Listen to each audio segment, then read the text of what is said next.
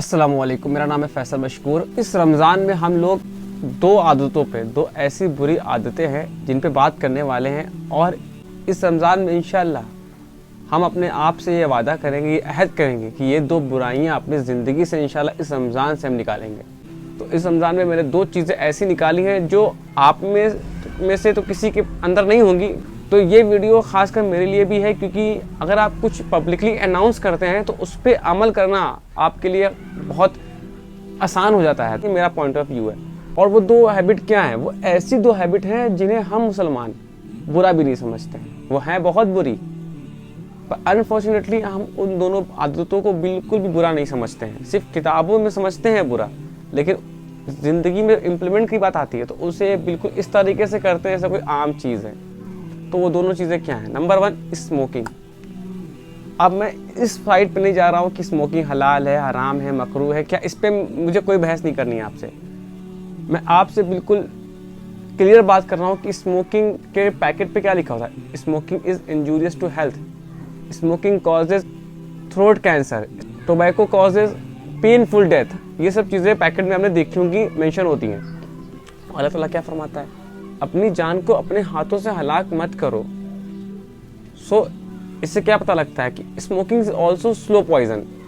जो स्मोकिंग होती है वो स्लो पॉइजन की तरह काम करनी। अब किसी भी किताब में ये नहीं लिखा होगा कि स्मोकिंग के फायदे हैं। स्मोकिंग अब मकरूह माने, हलाल माने, हराम माने, इससे कोई मामला नहीं, लेकिन ये कोई नहीं कहता कि स्मोकिंग से कुछ फायदे भी हैं।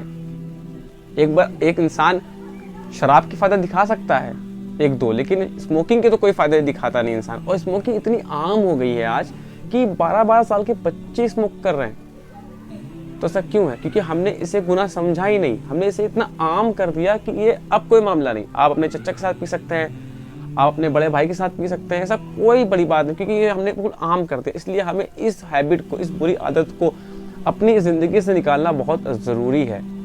हमें इस 2023 के रमज़ान में अपने आप से अहद करना है कि अल्लाह ताला मुझे इस बुरी आदत से फ्री कर दे, ये बुरी आदत मेरे अंदर से निकाल दे। और नंबर 2, दूसरी बुरी आदत क्या है? बैक बाइटिंग, ग़ीबत, बुराई, जलन, हसद, किना, बुराई, तकब्बुर।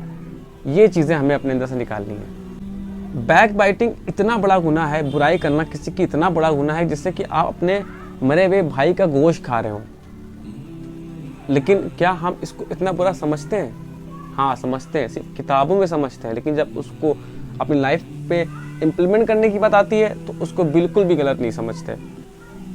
इस तरीके से कर रहे होते हैं, हमें पता ही लगता नहीं है कि हम बुराई कर रहे हैं कि किसी की तारीफ कर रहे हैं। और ये हमारे अंदर बहुत ज़्यादा आम हो चुकी है। जिस तरीके से स्मोकिंग आम है, उस तरीके से बैक बाइटिंग भी हमारे अंदर इतनी आम हो गई है कि हमें लगता ही नहीं कि हम गुनाह कर रहे हैं। तो इस रमज़ान में हमें कुछ अल्लामा नहीं बनना है, शेखुल हदीस नहीं बनना है, बहुत बड़ा कुछ मौलवी नहीं बनना है। अपनी लाइफ से इन दो आदतों को रिमूव करना है।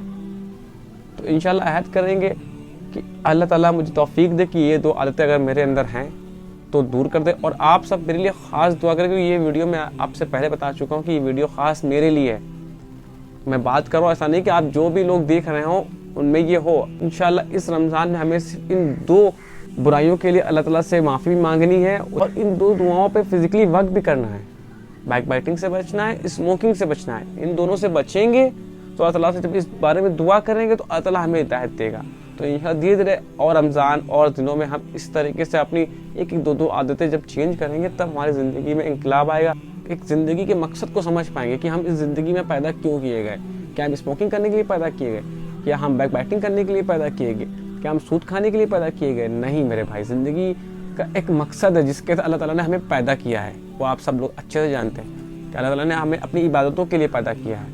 वरना जिस तरीके से जानवर जी रहे हैं हम भी जी रहे हैं, वो भी मर जाते हैं, हम भी मर जाएंगे, कोई फ़र्क नहीं पड़ने वाला है। लेकिन अगर आप चाहते हैं कि आपकी ज़िंदगी में तब्दीली आए, आपकी ज़िंदगी में इंकलाब आए, तो जो दुआ आप करें उस पर आप कोशिश भी करें उन बुराइयों से बचने के लिए। अगर आप अस्तगफुरुल्लाह कहें तो अस्तगफुरुल्लाह के बाद जो अपनी ज़िंदगी, आपकी डेली रूटीन है उसको भी चेंज करें।